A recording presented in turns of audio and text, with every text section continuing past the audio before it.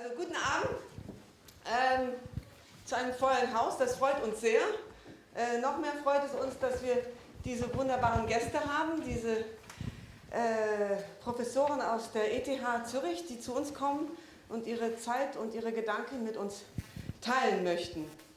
Erstens ist Adam Caruso vom Büro Caruso St. John in London. Sie haben, glaube ich, alle eine Biografie bekommen. Ich muss nicht viel sagen, aber viele Projekte im In- und Ausland von England, baut auch in Bremen ein Projekt und jetzt in Zürich für Take Britain in London und weitere Projekte. Seit 2011 ist er Professor an der ETH in Zürich und wird in Englisch sprechen. Das wissen Sie aber alle, die hier sind, dass das alles heute Abend in Englisch stattfindet. Er stellt Adolf Loos vor, die Schriften von Adolf Loos, einmal ein gesammelte Werk von 21 und von 31. Wir haben für die Info ein paar Blätter an die Wand von Adolf Loos Bauten. Das ist jetzt nicht einer von seinen Büchern, die Bücher sind in der Vitrine hinten. Dann haben wir das Glück, Vittorio Lampugnani, Professor Vittorio Lampugnani hier heute Abend begrüßen zu können. Bekannt in Deutschland auch als Direktor des Deutschen Architekturmuseums in Frankfurt von 90 bis 94. Neben seiner Tätigkeit als Architekt ist er auch international als Lehrer und Professor tätig gewesen, seit 94 an der ETH in Zürich und seit 2010 Direktor des Instituts für Geschichte und Theorie der Architektur an der ETH. Er spricht über Sitte, Camillo Sitte, der Städtebau, nach seinen künstlerischen Grundsätzen. Hier haben wir auch Auszüge aus dem Buch, dass man etwas gucken kann, nach den Vorträgen sich ein bisschen weiter informieren kann. Wieder hat uns die BMT, die Schule für Bildung in Medienberufen, mit Material und auch Studenten unterstützt, dass wir das aufnehmen können und auch den Ton haben. Also vielen Dank an die BMT. Dann die Firma FSB, die außerordentlich Türklinken produziert. Eine kleine Probe haben wir vor der Tür von Wittgenstein und Bücher liegen auf dem Tisch, die können Sie sich gerne mitnehmen, wenn Sie mehr Informationen über FSB haben möchten.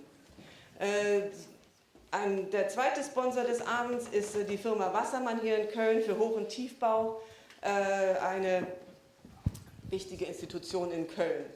Also, ich will nicht länger reden, wir freuen uns auf den Vortrag. Wer fängt nochmal an? Er hat mal ausgewählt, kannst du jetzt vergessen. Herr Lampugnani fängt an und ich gebe Ihnen das Wort.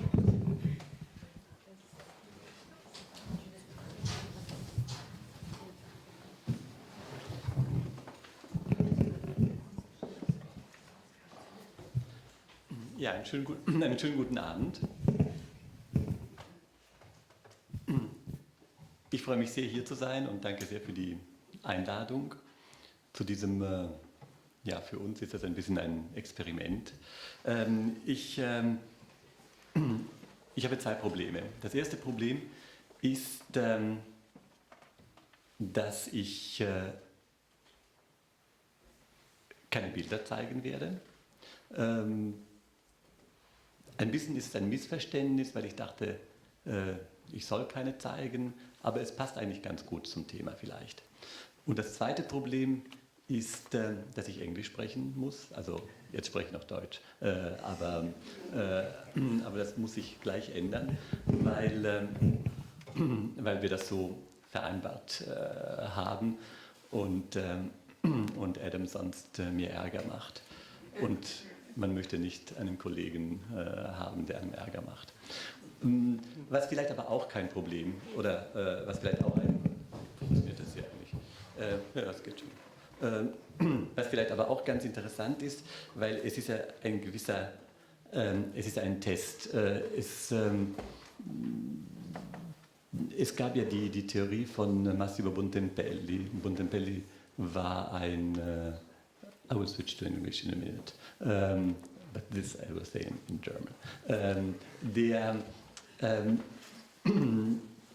Der hat in den 20er Jahren eine Zeitschrift herausgegeben, Novecento, er war unter anderem auch Herausgeber von Domus, war ein Schriftsteller. Es ist interessant, wie das hier so ganz langsam so. Wait till it happens to you.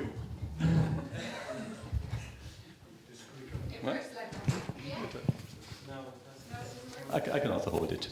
Eben, er hat dann diese Zeitschrift herausgegeben, Novecento, und er hat sie auf Italienisch und Französisch herausgegeben, weil er nämlich behauptet hat, dass ein guter Text die Übersetzung aushalten muss.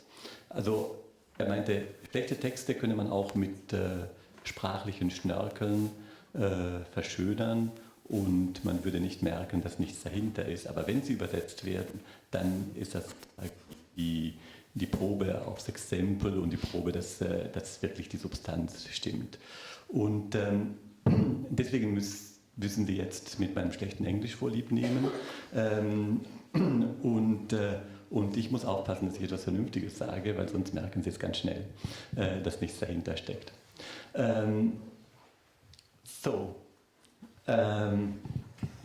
I just excuse myself for my bad English. I won't excuse myself with you because I'm doing it for you. Yes, it's exactly. I choose among the very many books of the Ungers library, and it's not easy to make a choice. I choose Camillo Sitte's book on der Städtebau nach seinen künstlerischen Grundsätzen. You may ask why. I have to admit it has not only, but also biographical reasons. Because when I started to study in Stuttgart, the book was considered a kind of anathema. It was the symbol of everything that went wrong in urbanism, which was weird because in Stuttgart I didn't meet him. He retired before I came, but there was what I consider an important urbanist, Wetzel, who was a member of the Stuttgart school, and whose, let's say, approach to the city was quite. Oh, me or this? I don't know, is this?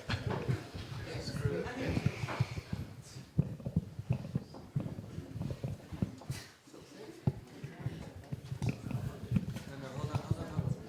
Okay, now do it.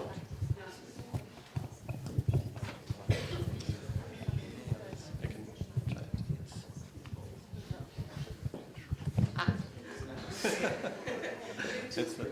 No, I don't. But I think it's better now. We'll try it. Yes. In any case, Camillo Sitte was taught to us, or wasn't really taught to us, but was shown to us as the example of a very backwards urban design of somebody who was interested in the historical city, which was already something bad, and more than that, who was interested in transporting or imitating or reproducing the historical city in modern city planning, which was a complete disaster.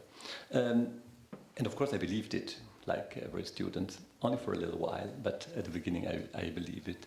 So in a way I have to make good for this misunderstanding. The misunderstanding is in a way strange, because you have to consider the context of the book and what Sitte really wanted to do with the book. First of all, it's one book, actually a very slim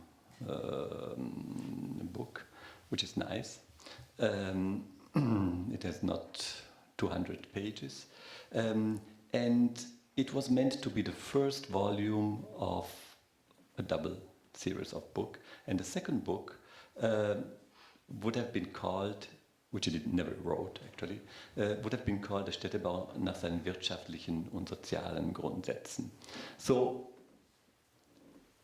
Sitte was perfectly aware that in his first book, der Städtebau unter künstlerischen Grundsätzen, he was looking at the, let's say, aesthetical, artistic part of urban design, but that this part that he was looking at was only one side of the discipline and one part of the discipline. Then again, reading the book, reading exactly what he wanted to do, you only need to read what he calls the Vorrede, so it's a kind of the introduction. And in the introduction, he says very clearly, I want to study a lot of nice old of squares and urban system to understand why they are beautiful, and because if we understand why they are beautiful, we can extrapolate out of them some rules that can achieve a similar effect in contemporary urban design. So it's very clear for him that the places, the squares, the urban centers that he analyzes are not meant as models that can be translated as they are in contemporary urban design, but as reference models, as study models out of which abstract rules can be extrapolated. This love for abstraction, and that's why maybe it's not so bad that I don't have images, this love for abstraction becomes very clear in the sketches that he does. Probably you all know the book. The book is structured in 12 chapters. The chapters deal with, let's say, with urban principles, like the condition or the relationship between monuments and the square, or the keeping empty, the emptiness of the central part of the square, or very important for him, the closeness of the square. And these principles are illustrated, and you can see it there very well, by very small sketches that he did of the squares that he found more interesting, and that he needs or he uses as example of his thesis. But if you look closely at these sketches are all the same scale in order to make them comparable, which is very important because it's his way of systematizing these rules of which he's talking, these rules for urban design. But if you look at the sketches, they are really extremely abstract. I mean, they give very little information. One could say they are some sort of an extract of a plan of Giovanni Battista Nolli for the different urban situations, so not from Rome, but other cities. What is shown is the difference, the distinction. He makes a clear distinction between public space, which is interested in, and private space, which is just what, in a way, gives shape to the public space. And then he adds, and that's different from Nolli, he adds the most important public buildings, but doesn't show the interior of these public buildings as spaces like Nolli does, but only as basically as black dots. So he really concentrates on the, let's say, most public part of the public space, that is streets and squares. And that's all information that he gives. We don't know anything about the height of the buildings around the squares. We don't know nothing about the difference in the heights, so in the elevations of the squares. We know nothing about the materiality of these squares, and actually we don't know nothing about the history of the squares, because that's something, again, that Sitte is not interested in at all. And this is not because he's in general not interested in history. In this case, he's not, because he is interested in showing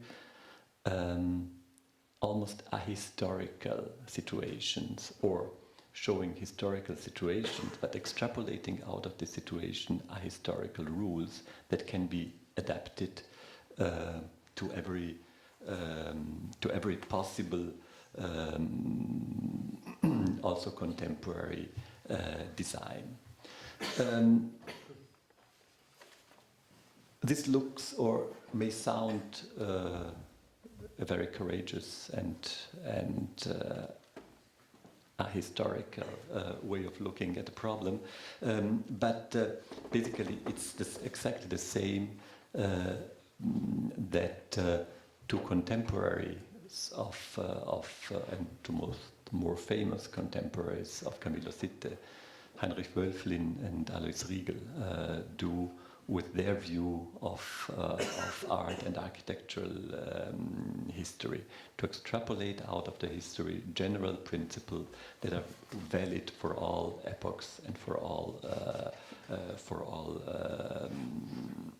cultures. What they also have in common, Wölfflin, Riegel, and Sitte, they extrapolate historical rules, but of course they cannot extrapolate them but from their contemporary view. They look for history or search in history what is relevant for them, what they are interested in. And this Sitte explains also in a very straightforward way. He is always talking about schöne Plätze, the beautiful places. But of course, the schöne Plätze is what he, Camillo Sitte, finds beautiful. So he takes a clear stand. He makes a clear decision of what he finds positive, and uses it almost as a kind of manual, but not a manual of solutions. These sketches do not show solutions. It's a manual of rules, and how these rules are, let's say, articulated becomes clear in the structure of the book and in the chapters and in the very short and very rather simple texts accompanying the sketches and explaining these rules that he considers important for these urban spaces. I will not bore you. I will also look at the watch. I will not bore you with. I do it with my students, so that's enough. With the influence that Camillo Sitte has in the 20th century. His book appears at the edge of the century, so in the last years of the 19th century. The book is an absolute bestseller, we would say today. It has a lot of editions. It's very well, widely read. It's translated into many languages. The translation are something quite adventurous, but very interesting. In any case, his view of urban design is absolutely influential. There are some direct students like Karl Hendrizi, who does the plan for Munich, but there are indirect students or indirect followers that become very important in urban design, like I named just two, like Bruno Taut, for instance, or like Hendrik Petrus Berlage. He is very influential. But what makes him influential for me, and what makes him important for me, and finally that's the reason why I choose the book, is because he is trying something that I think is very actual and very important and still needs to be developed. He's trying to use history not as a repertoire of solutions that can be picked according to the specific needs, but really as a lesson to be learned. He uses these squares as somehow as models, but also as Lehrstücke, as Lehrstücke for the relationship between an urban form and a life happening in this form. Sitte does not talk much about the life happening in this on these squares. He knows too well, I think, that the use of these squares, the use of these public spaces, of these urban spaces, changes in history, and that those public spaces, those squares, those urban designs are really valid and precious and important, who can accept the change of let's say, of the life of the city and still accommodate very different uses, very different needs, very different ways of life. And he tries to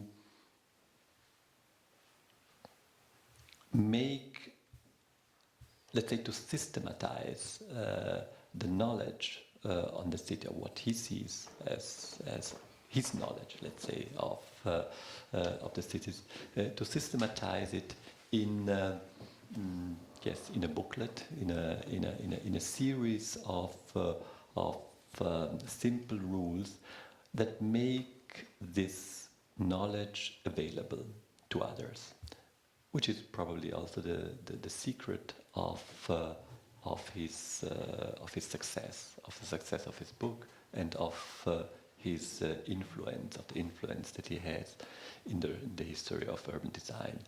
And this is something, this is probably, at least to me, this is the most important lesson that we can learn from Sitte, or to put it in a different way, the real heritage that we can have of him.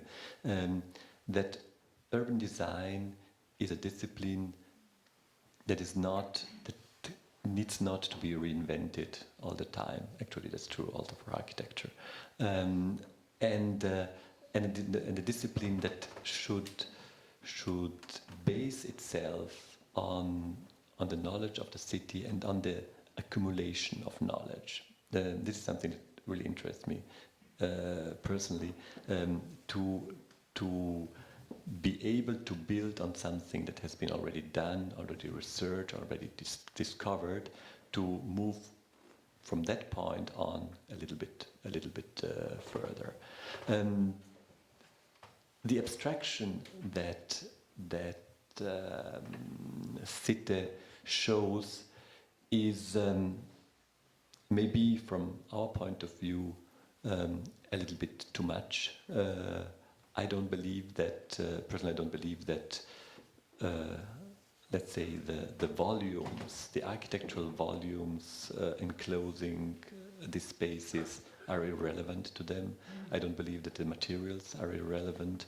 I think that a little bit more information or a little bit more rules would be needed. But that's something that, to me, belongs to the further development, or really to picking the heritage of Sitte and bringing it on into a new, or not a new, a more developed discipline of urban design. So I bow somehow before Sitte's work that has been so much misunderstood, has been sometimes also willingly misunderstood, has been insulted as retro, as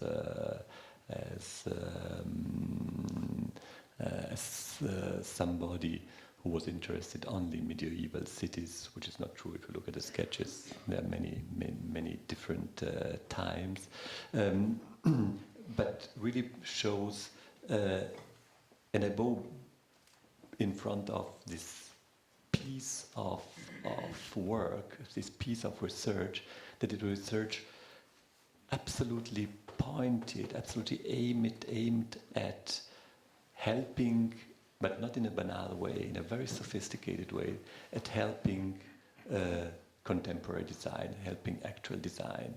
And since this is my interest, my personal interest, and since I also think that the discipline of urban design desperately needs this kind of research, I have selected and again bow in front of the achievement of Camillo Sitte.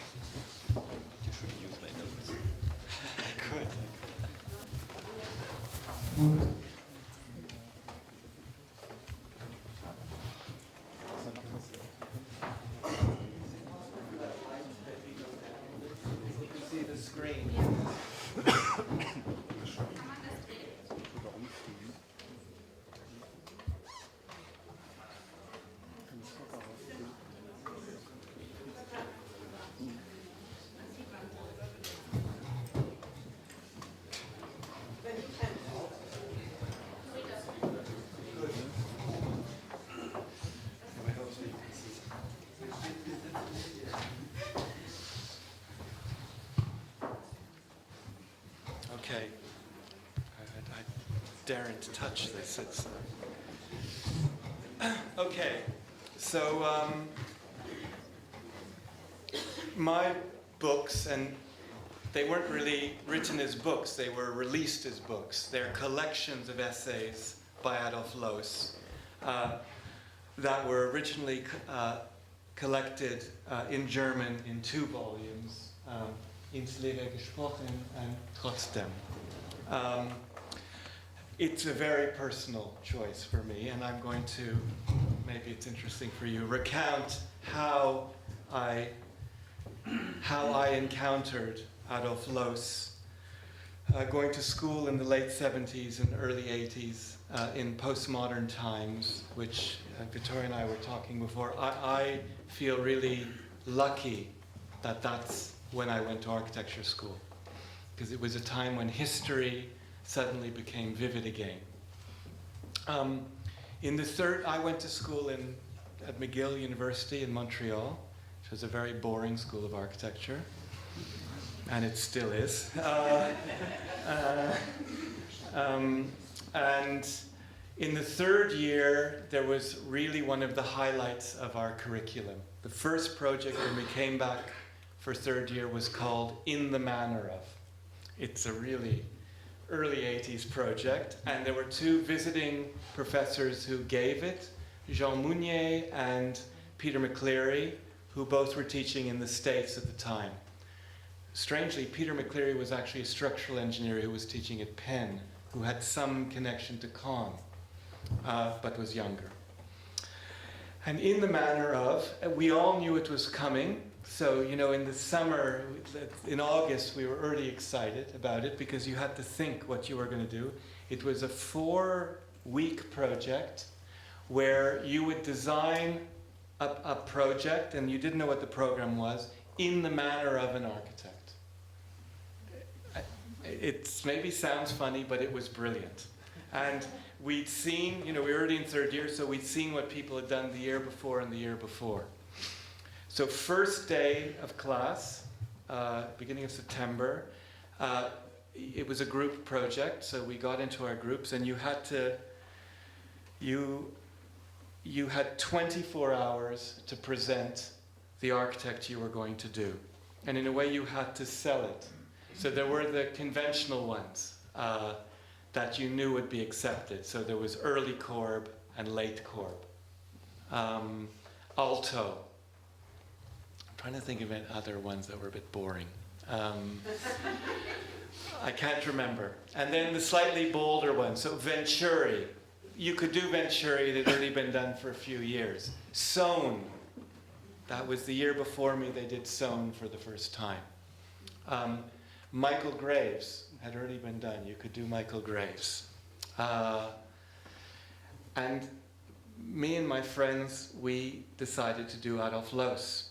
We didn't know very much about him, but we put together a kind of a pitch, why we should be able to do it. So people did various things.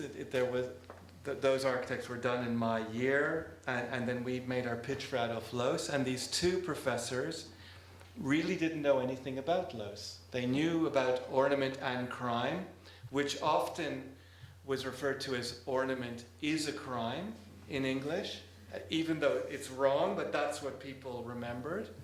But it was ornament and crime. And they said, we'll get back to you, and they had to confer for an hour. And then they came back and they said, okay, you can do it.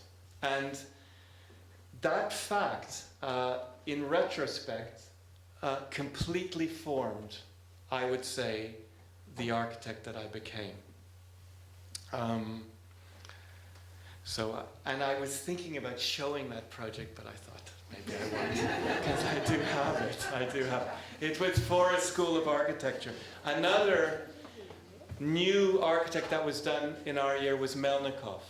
And I still know two people who were in that group, and certainly for the rest of their career in architecture school, it was absolutely fundamental. They did Melnikov buildings for the next 2.5 years.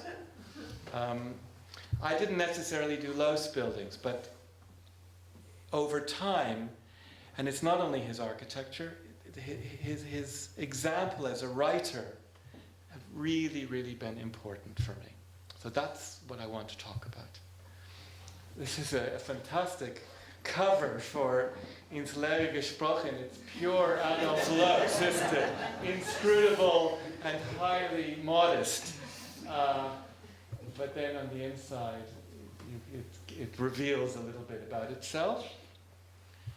And then trotzdem. But of course I had no access to these books. We didn't have them in the library. Very few of his essays had been translated.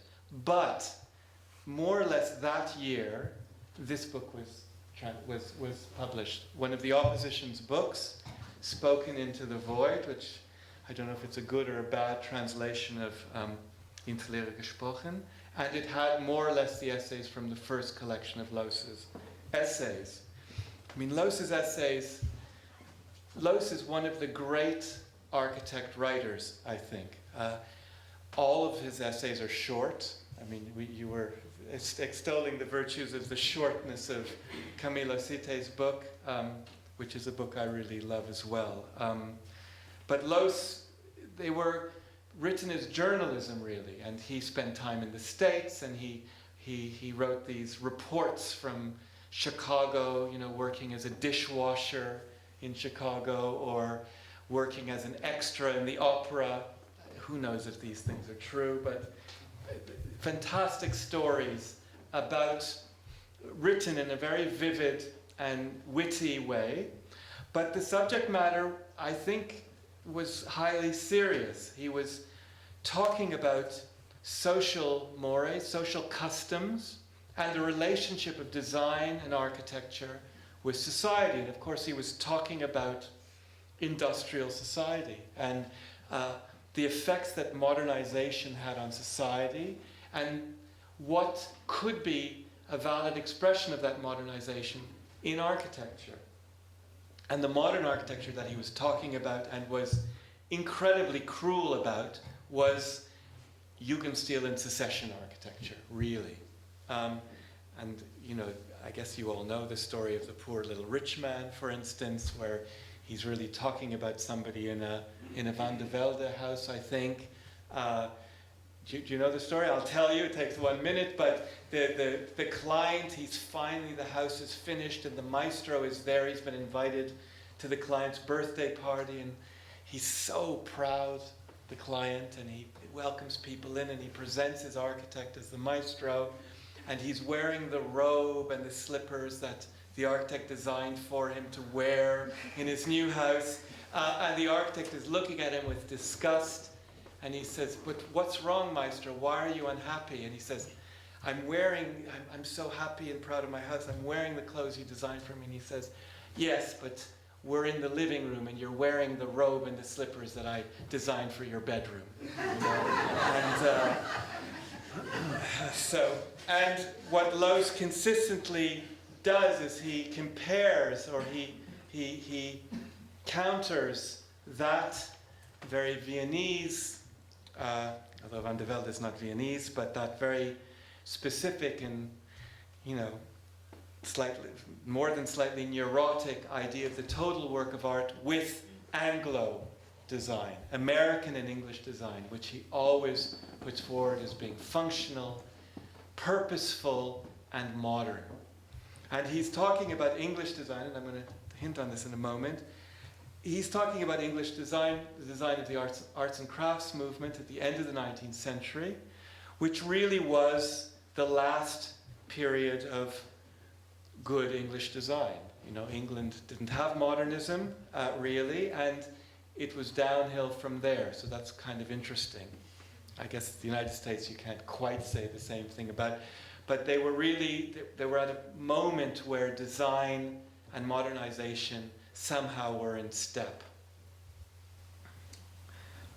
So for me, his connecting of society, not in a kind of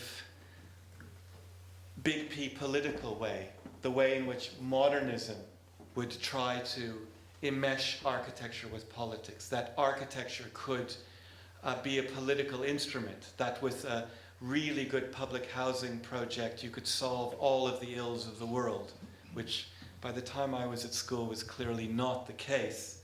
Loos is much more nuanced, and he's really trying to discuss the actual facts of modernization and their relationship to design and to culture. And he locates architecture in the middle of culture as a cultural production. And I guess for me, because in my school that was not at all clear, even though we were doing postmodernism, the idea, the kind of modernist aims of architecture were still absolutely unquestioned. I guess when you were at school, they were totally unquestioned. But there was still this idea that you would get the brief and that somehow the program would give you the architecture. So it was a kind of amazing example of how that could not be the case. At the same time, and I could have brought it, but the same year as this book came out as an oppositions book, Architecture of the City and the Scientific Autobiography by Rossi also were published by opposition books. And you could say these were my Bibles. And just a very short quote from Rossi. Rossi wrote the introduction to this book. It's a very beautiful piece about Loos, but a very short excerpt from Scientific Autobiography. My favorite book was certainly that of Loos, which I read and studied on the recommendation of a man who I should call my mentor, Ernesto Rogers. I read Loos for the first time around 1959 in the beautiful first edition published by Brenner Verlage, given to me by Rogers. Perhaps this architect alone revealed the connection to the great questions, the Austrian and German traditions of Fischer von Erlach and Schinkel, local culture, handicrafts, history, and especially theatre and poetry. Without doubt, I owe to this reading of Loos the profound contempt I have always felt for industrial design and for the confounding of form and function. Through Loos, I discovered Krauss, Schönberg, Wittgenstein, and above all, Trakl, but also the great architecture of ancient Rome and in America, which I would come to understand only much later. So if Loos was saying that, I was on the right track. Loos designed buildings, and I could go on about these buildings, but maybe I won't because I usually go too much. And my studies, my students studied this building. This is, of course, his Loos house at Michaelplatz in Vienna, across from the Royal Palace, so a little bit of a finger up to imperial architecture. But it's such a weird building, this. At school, we were taught there's this shift at the ground floor between the columns and the windows. And nowadays, you could more or less manage that with a normal structure.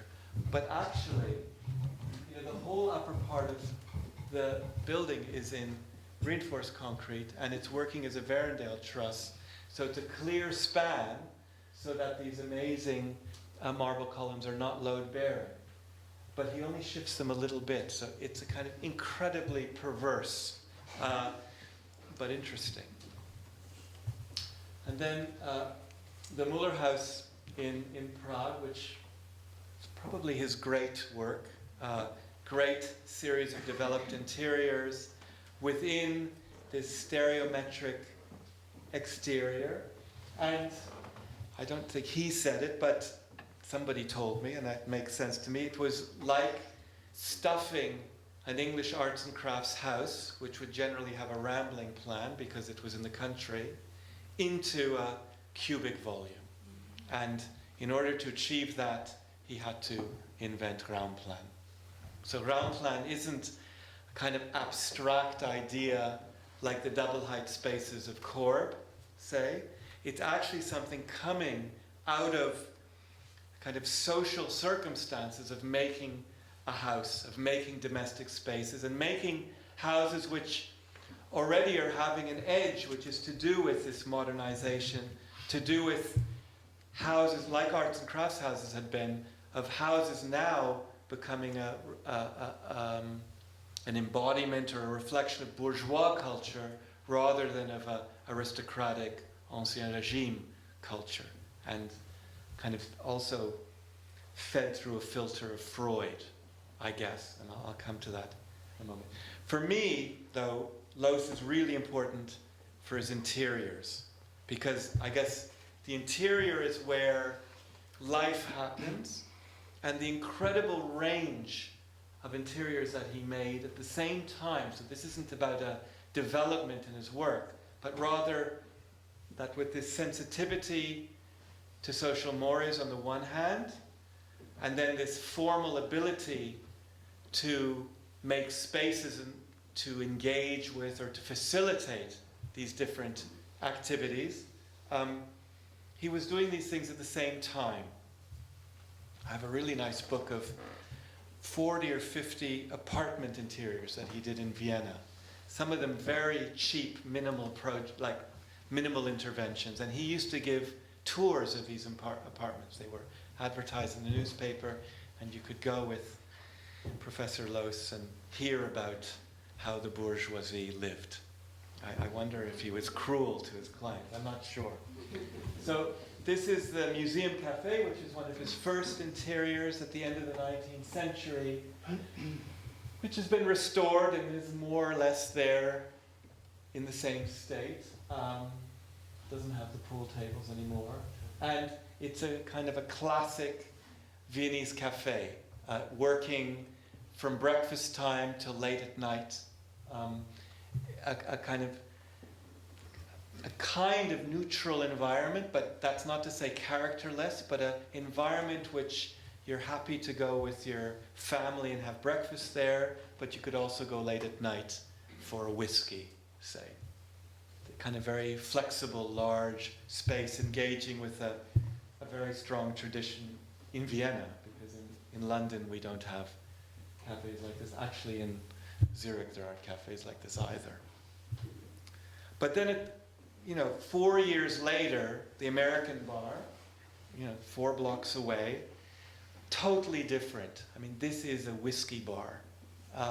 It's also open at breakfast. I don't know if they have food. And now, because of its location, it's rather a tourist place. I've been told by people from Vienna that at 2 a.m. it kind of gains a certain authenticity again. But when I was there with my family at Christmas 4 years ago and our kid was 9, you didn't want to go into this place, even though there's no problem, you're allowed to go in, you could have a coffee. But because it's small, it's kind of hyper male environment, it's all leather and dark, quite macho. People were smoking, but you feel if you go in there you should be smoking and you should be drinking whiskey. It's not the place to go with your 9-year-old kid. So this incredible, first of all, awareness that architecture can have this incredible range, but then the means to do it, to make it. And it's in his writing, but then the great thing is that it's also in his work. This is the living room at the Villa Müller. It's fantastic party room, but unlike a hall or a living room in a arts and crafts house, it has these views through to other spaces. So to the equivalent of the drawing room, where the women might go when the men get their cigars out. So there's these other spaces around the living room which are in a way exposing the structures and the different activities of the bourgeois house in a way that the 19th century English example still kept separate. This has been restored now as well. Kind of amazing house. And yeah, to me what's interesting is that this ground plan, it's not an abstract idea. There's a kind of spatial, atmospheric imperative to it. So while many of this history, the history I was taught, always talked about Loos as a precursor to Corb, I would say that the intentions of their work was really completely at odds. I think Loos was building architecture for the concrete reality of his time. Corb was building architecture for a mythical situation, a mythical reality that never happened. You had to be the boxer and all of that stuff. It wasn't for his clients, and we know how some of his clients suffered in their houses. I don't think it was hard work to live in a Loos house. I mean, he did 40 apartments. They must have been comfortable. And finally, his bedroom on Bossendorfer Straße, the ultimate Freudian dream nightmare. I'm not sure which one it is. And of course, Loos was married to 3 teenage women, I think. He had a predilection for rather young wives.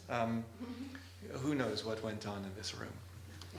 But he lived here for his whole life. I mean, he did this in 1906 or 1908, and that was his 3-room apartment in Vienna. The Ingelnook of which is in the Museum of Vienna. They've moved it, it's rather charming. The bedroom, alas, has to be rebuilt somewhere. Okay, now I'm going to show 2 projects, an early project and a current project, to kind of show the way in which, I don't think Peter had quite as an explicit Loos experience at school. He knew something about Loos, but it was something we talked about. And the first new public building that we did, which was the New Art Gallery in Walsall, is like a giant Loos house. We didn't tell the client that. I don't think it was even conscious, but it absolutely was that. We did say it was like a big house. I'm not going to describe it.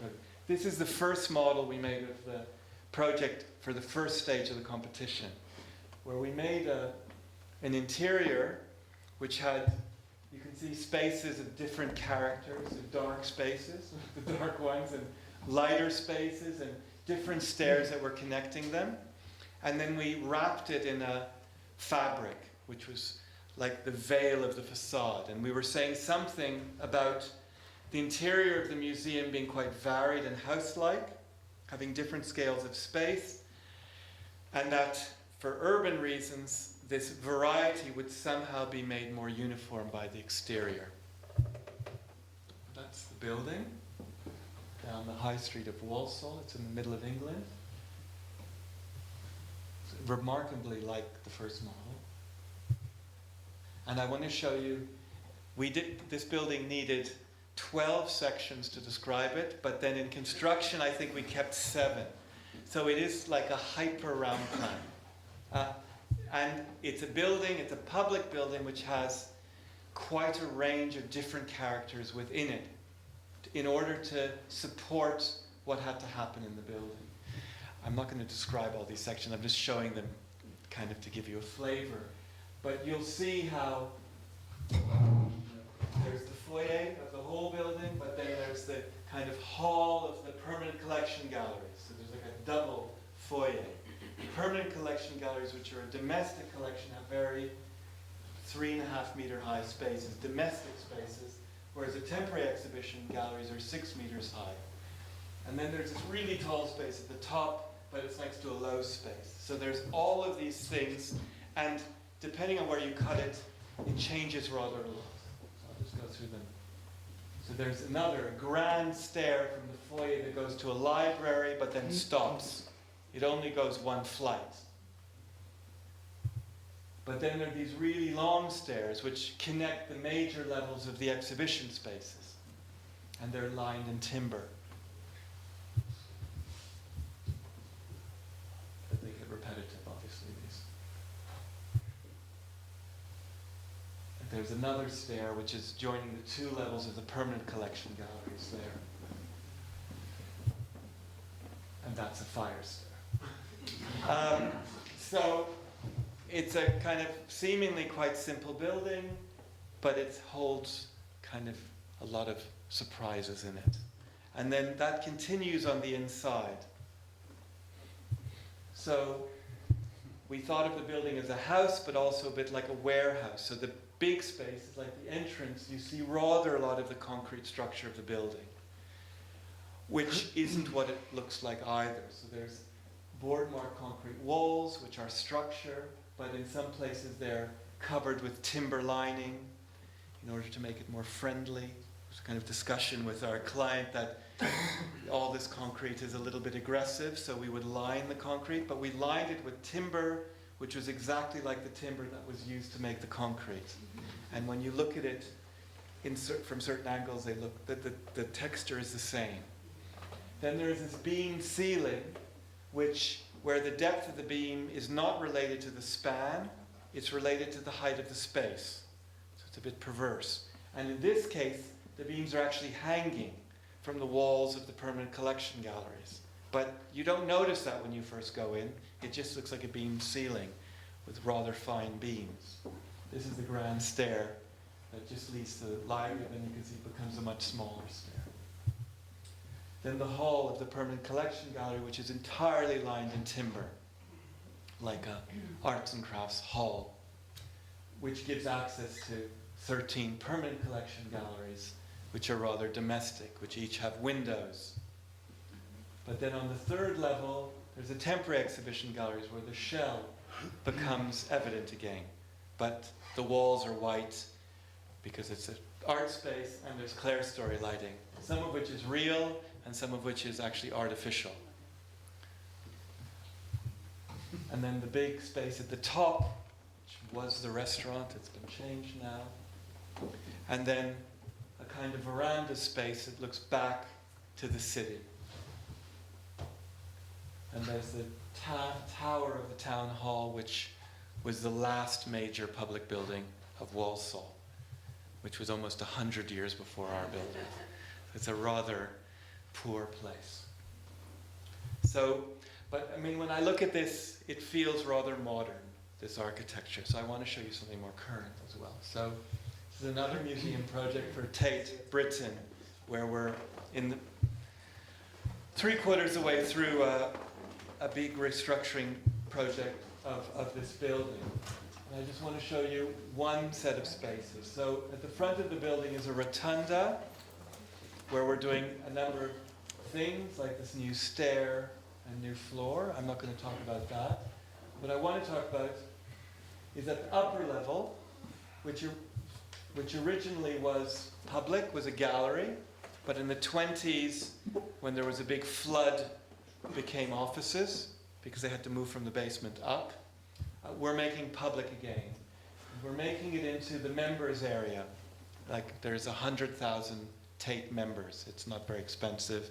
And then you get to go to temporary exhibitions for free, and you get a magazine, and you get to go to the members area at all the Tates.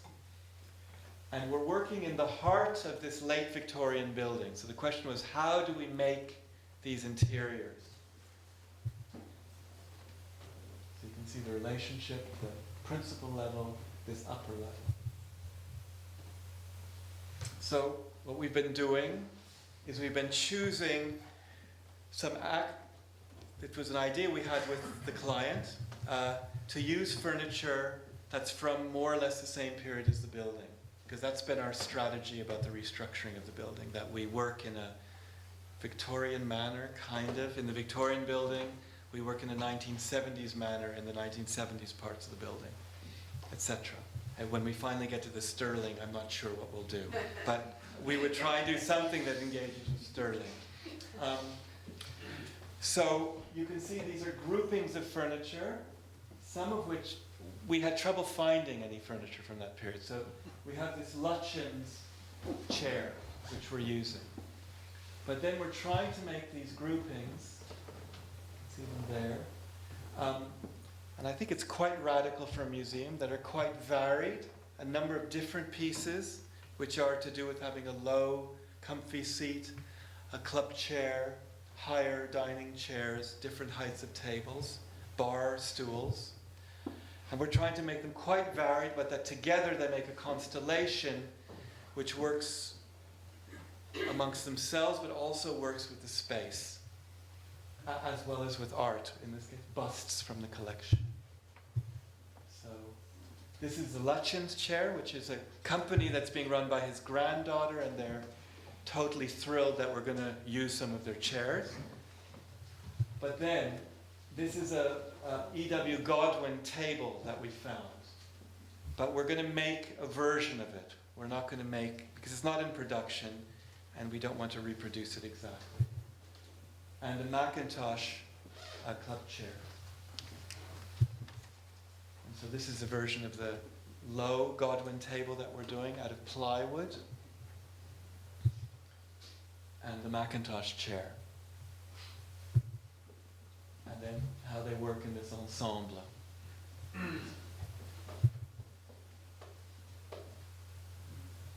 It's a bit like Bart Simpson, the Godwin. And then an Adolf Loos stool, because, and the client, this is the one the client's least sure about that we're going to do it, which is based, I think, on a milking stool. So beautiful with the crosses, which we're not going to do. So our version of it, which is much simpler. And then a modified version to make a bar stool.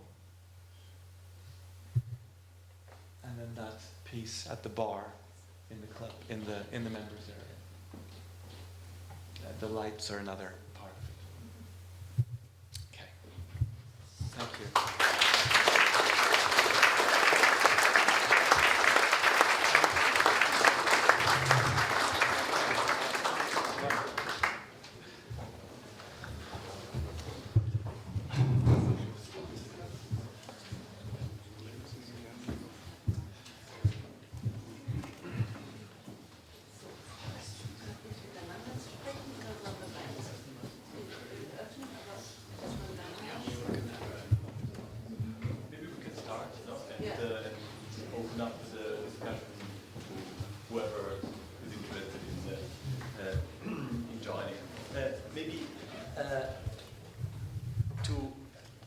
To make the rules clear, we did not, let's say, negotiate the books that we choose. Of course, I try to impose to Adam the books that I think he should discuss, but he just, these young people just do what they want nowadays. No, and I think, no, of course, there are some, as you may have noticed, there are some analogies in our way of looking at architecture or what we think is important. I must say I was very stimulated by the format of this Ex Libris discussion and by Adam's choice, because in a way these two people, Sitte and Loos, they really have nothing in common at first sight. I mean, besides the fact that they're both Viennese, but they are so different. Loos is a very articulate writer and a great architect in terms of what he does. This cannot be really said for Sitte, with all due respect. I mean, he's an articulate writer, but his architectural work is, well, modest. And also as persons, they are completely different. Sitte is more like a petit bourgeois. Loos is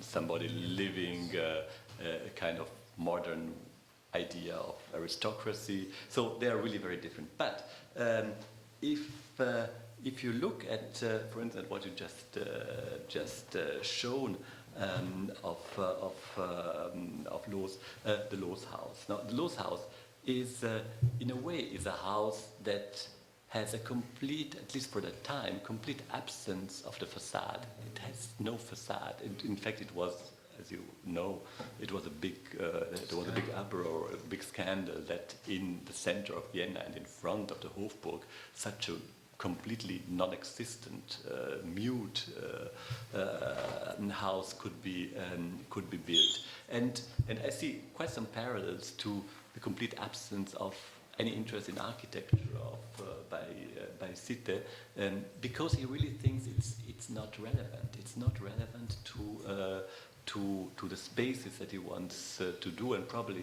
even thinks it's counterproductive to the thing. Why? The interiors Sitte leaves open. I mean, he just doesn't describe them. It's just out, in a way implying that they are free. That they are free for individuality. They are free for coziness. They are free for a completely different word, like in Loos, who, I mean, you have mentioned it. It's not Loos does not mean the individuality of every person having a measured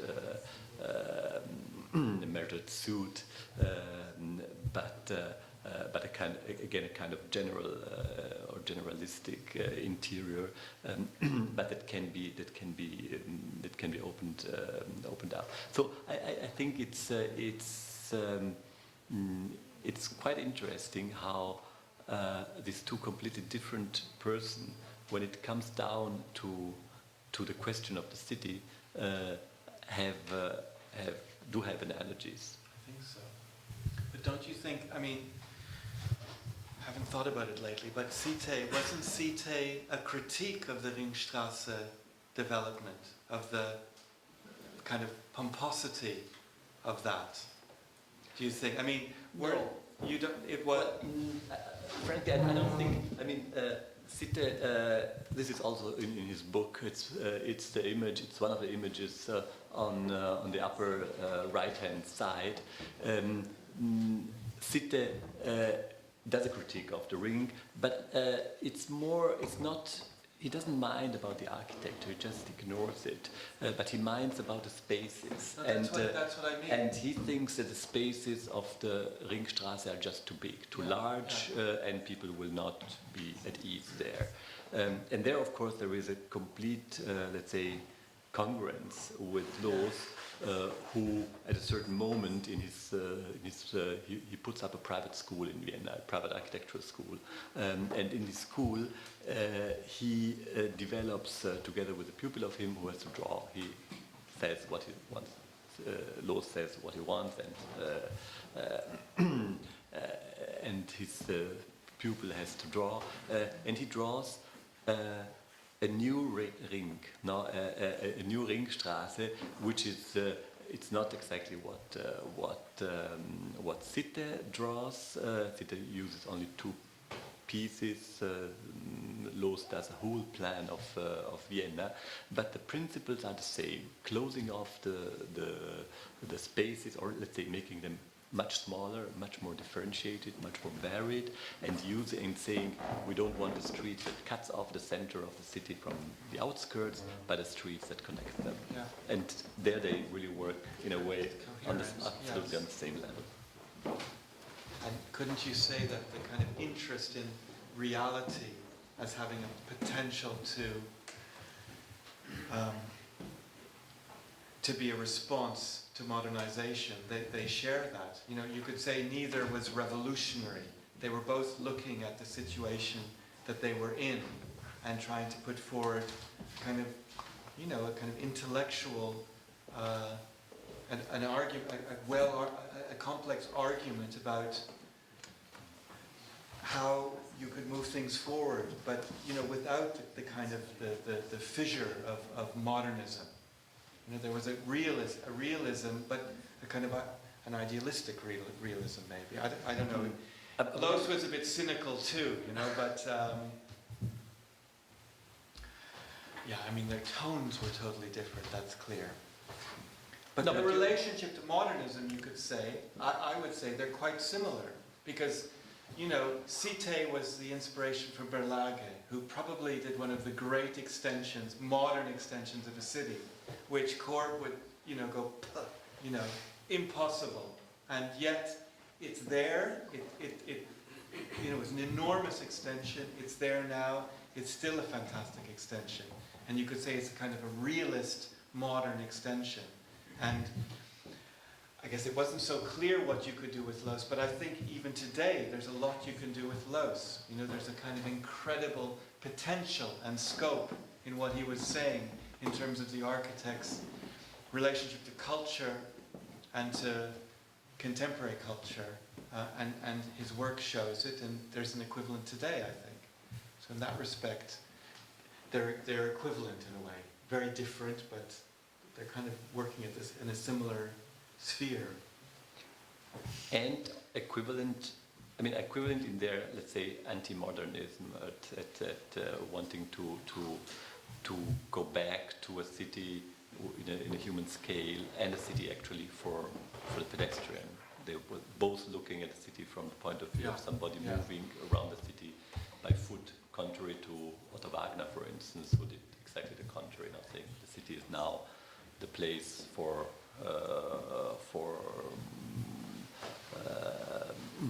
where you move very fast, and that's why your perception has changed. But in a way, both completely utopians, because when they drew their, let's say, the modification of the ring was built. So it was clear, it was done, it was hopeless, it was finished. They knew exactly that it was just a drawing, nothing would else but absolutely happen. But they still did it, and they did it in this very concrete case, not in an ideal city, but a remodeling of Vienna that never could take place.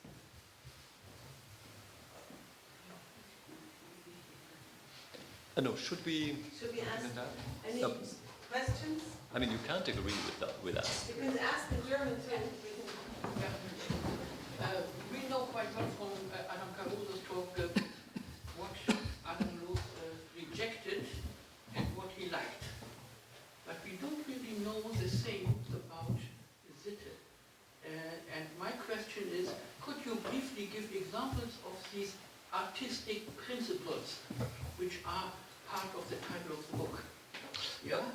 Are they in terms of size, proportion, perspective, materials, volume, or what are the... I mean, you said that he wanted to write a kind of textbook, a kind of toolboxes, like a Neufert of urban design. Is that correct? No. Not. What are the lessons the student can take from the book? Not a Neufert, because Neufert, has a set. I mean, Neufert is a very useful book, but it gives you very precise set of rules, and it explains to you, how wide a street should be, how wide it's in terms now of urban design, how a place should be drawn, how you put in the traffic and things like that. That's not something that interests Sitte. Sitte is what he likes, to answer your questions, or what he puts forward, are urban spaces that are of modest size, so that he always, that's quite interesting, he always starts, or he always takes the pedestrian, the man, the human scale. Well, Neufert pretends to do exactly the same. The human scale as a measure for all this. So the squares and the streets shall not be too large, contrary again to Wagner, who says the larger the better. They need to be enclosed. The pedestrian, the flaneur, you may say, must be able, for instance, to get into the center of the square. He doesn't want monuments in the center of the square but it's in order to allow a certain perception of the square. The squares or the places should be, even if their connections are needed, these connections should be very modest, should be small, and possibly not cross the squares, but spring over, so that you get a more sensuous movement in the squares. We call them Turbinenplätze, because they have to turn around, yes, I think that's basically, I would say, that's and they need not, but it's nice if they are irregular, because, and that's very important, it's not a love for the picturesque, but it's a love for a differentiated perception of the city. So it's against monotony, and he wants you, while you walk into the city or through the city, to have as many different visuals as possible. So that's why he advocates that. And what he's against, for instance, he's not against St. Peter's Square, which is amazing, because this is not an irregular square, but he likes the way it encloses the space. He likes the way how originally, before Via della Conciliazione, you arrive in this square, and what he really dislikes are the large streets, large straight streets and crossings that are not conceived as places, as spaces, as Raumgebilde, but just happen because big streets are crossing. Haussmann, exactly. Haussmann he really dislikes, yes. Any other questions? I have one for you, Adam. Is ornament a crime, or is it not in the eyes of Loos? I don't know. He's making, there's the essay. I haven't read it in a while. It's not my favorite. It's by no means my favorite Loos essay. I've never said it to discuss with my students, actually. But there's a whole elaborate narrative about tattoos and pygmies and criminals, exactly, and criminal society and good society and all of that. And he often, like in his theory of cladding, he makes these rules, which are, you could say, anti-ornament to a degree. He says that you can clad things, you don't need to express what's there, you're allowed to clad it, but you should never then clad it with what's behind. So if you have something or if you're going to paint something, you can paint wood whatever color you want, but not brown, because it's wood, so it shouldn't be brown. I think there's situations where you could paint wood brown, actually. But I think, when you look at the apartments that he did or projects like Villa Karma, do they really not use, it's like where you draw the line. I think what he was talking about was this kind of neurotic a need to cover all the surfaces, and that actually you could be much more strategic, that it was possible to have plain surfaces. There were many situations where just a material would be enough to lend a sufficient articulation or richness in order to make the correct atmosphere for a room. So, maybe he wasn't crazy about ornament, although he used it, but he certainly wasn't, taking the view that walls had to be, totally plain, and that at best you could use some colors on the walls. That wasn't his. I think he, in his essays, but I imagine if you talk to him about it, he would talk about how in a room, for instance, the floor and the walls and the ceiling and the fittings, they all have a role to play in coming together to make an atmosphere. And they needed to do a lot in order to make an atmosphere. And they needed to do a different thing in the kitchen and in the dining room and in the living room and in the kids' room.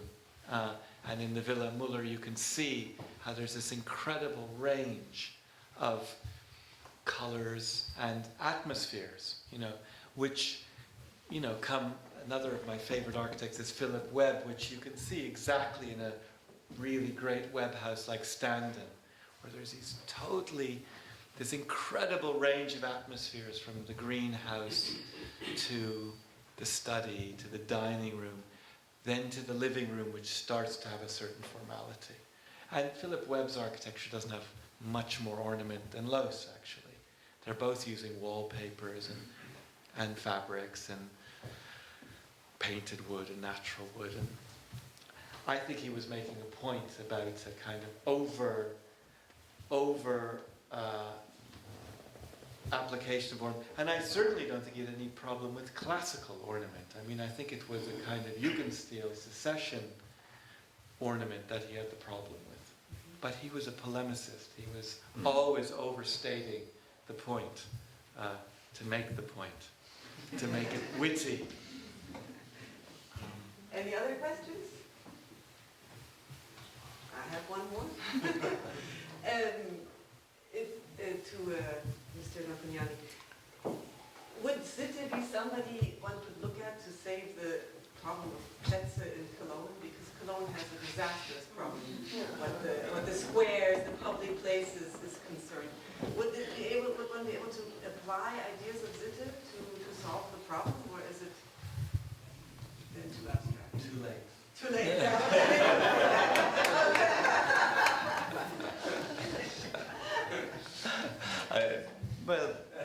Adam could be right. I think, yes, I think it could help. So either you get desperate completely, or you could try to make up for something, yes. But I think that I'm convinced that his rules, if one can call them rules, because they are hints, they are indications, they are basic principles. I do think that they are still valid, so why not in Cologne if there is something where it still can, change the architecture.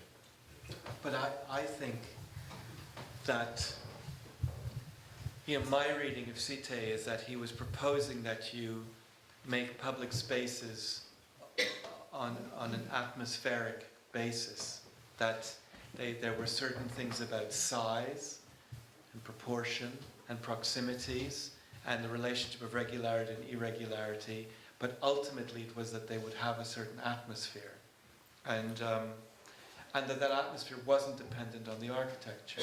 And I think what's interesting in Cologne is that there are some streets, and for instance the space in front of the cathedral, which is made entirely of post-war buildings, and I think is a really successful space, because the buildings they're not strident modernist buildings, they're what you could call kind of slightly dumb post-war dumb in the good sense, German urban buildings, like you get in Munich. All of Munich is built with those buildings. They're rather respectful. They have the right scale. They have quite good facades, but they're almost, I think they're all post-war. They're following the line of the buildings that I guess were there before, and it's quite a good space. It's quite successful, and none of the architecture is what you would think. And there's some streets that are like, there's many streets in the center. I mean, part of the problem in Cologne is the pedestrianization and all of that, which gives it a very particular atmosphere. And I don't think it'd be better with cars everywhere, but it's a problem, pedestrianization, because it makes streets funny. But the center of Cologne, the streets they're actually pretty good, especially considering the quality of some of the architecture. I think they in a way are showing exactly part of the thesis of Sitte, that it's about the proportion, the variety. Some of those streets are following original lines, so they have a certain variety in them, so that one end and the middle and the other end feel different, distinct. They're not, they could be better, but they are showing the potential of that way of designing, as opposed to just having a grid, just having a very abstract idea of how you're laying out a city. I'm sure there's a lot of spaces that are not so successful, I know that. But it's nice to hear that you find some of Cologne somewhat successful. Okay, so I'd like to say thank you again to our... Oh, is there a question? Hey, sorry. I didn't see. Not a question. I think what we can learn from Sitte is the very attentive observation of things, of situations. He doesn't design curved streets because he likes curved streets, but because there are changes in the topology of the ground. So when there are rising streets, rising proportions, he has to lead his streets in that way, and he also looks for what has been there before. Who owned the ground? What are the precise my English, the precise limitations of each side, yeah. And then he conducts his layout plans accordingly. And, yeah. And I think a lot of the variety that the propositions of Sitte have is derived from this attention for the given situation. From observation, that's right, yeah. Absolutely. And his method, or let's say his approach to urban spaces, gives him a very flexible instrument that can accommodate the topographical questions, the questions of property, and so on. That's one of the reasons also of the success of, for instance, vis-à-vis Stübel. So it is not so much a matter of rules, but a matter of attentiveness for things, for situations. I would say it's a system of rules that is so loose and let's say enhances irregularity that it can be adapted very easily to all different questions. But I don't think that if Sitte finds a place where he has no impediments in terms of topography or property, he would nevertheless not do a straight street. I'm not sure. Well, Theodor Fischer in Munich, he repeated the medieval pattern from the center into the late 19th, early 20th century suburbs, didn't he? He just transposed them. It was quite a good technique, I think. Was he reading Sitte? Yes. Yeah. Yes, absolutely. think when Sitte had no reason to alter the straightness of his layouts, then he let it be straight as it is. If there are no. But not for too long, I bet. He'd have to. Da ist noch eine Frage hin. Ja, also als letzte Frage vielleicht, wenn das die letzte ist. Es ist eine Frage an Herrn Lampugnani. Also ich hatte vergessen, ich könnte es auf Englisch formulieren. So it would be a last question for Mr. Lampugnani, but considering Mr. Caruso. You said before that you would have suggested to present some other book. Mr. Caruso should have presented maybe some other choice. And I see these choices as kind of autobiographical. If it would be a biographical book that you would suggest for him to present, what would No, sorry, it was a joke. Because but I'm making it serious. Yes, an Architektur, surely. Yes, That's what you wanted me to exactly. present. No, it was a joke. But I have to admit that probably, well, now post festum it's easy to say, but probably thinking of possible books for Adam, sure it would not be eine Architektur, but I think that Loos in fact does fit very well to him. So even if he would follow my advice, maybe the result would have been the same. Okay, I'd like to say thank you again to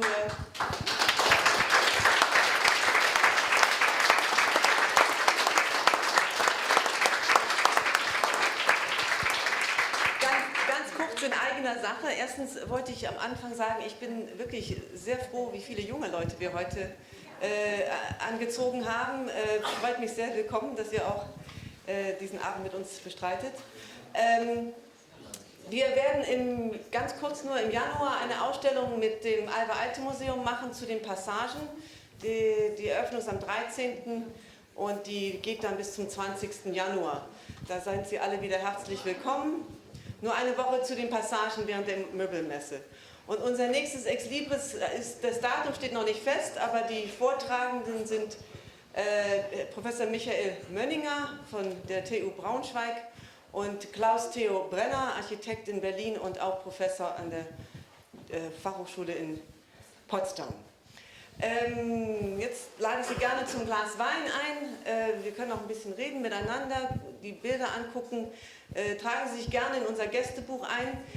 Wir haben einen Freundeskreis, der hier im Hause uns unterstützt und zeigt, dass wir auch für die Stadt interessant sind und wichtig. Die Formulare liegen draußen, wenn Sie Interesse haben, uns zu unterstützen.